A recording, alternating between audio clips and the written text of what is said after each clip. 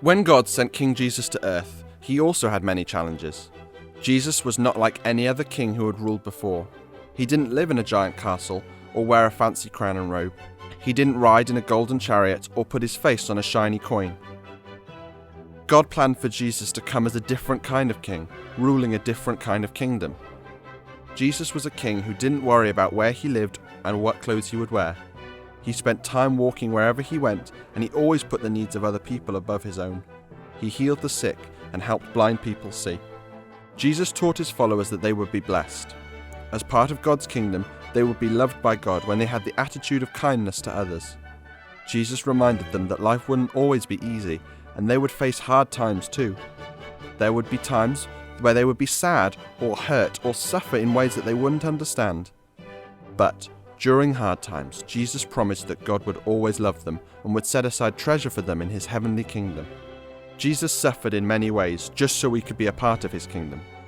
Even though he never did anything wrong, there were some people who didn't like the idea of Jesus being king. They made up lies about Jesus and had him arrested. They put nails in his hands and feet and placed his body on a cross, while yelling mean things and calling him names. There is no doubt that the pain and the insults from the angry people caused Jesus to suffer in ways we can only imagine. The most excruciating pain came when the punishment of all the sins of all the people in the world were placed on Jesus. In that moment, God let his son die.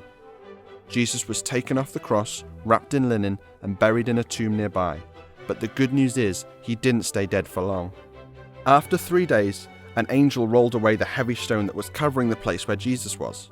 He came back to life and is now sitting on his throne in heaven. Nothing could keep King Jesus from loving his sons and daughters, you and me. Not even death. We can be a part of the kingdom of heaven by simply admitting that we've done wrong and believing that Jesus is God's son.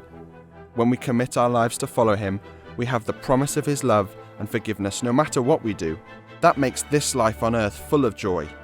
Because Jesus suffered, we are blessed because we will live in heaven with him one day.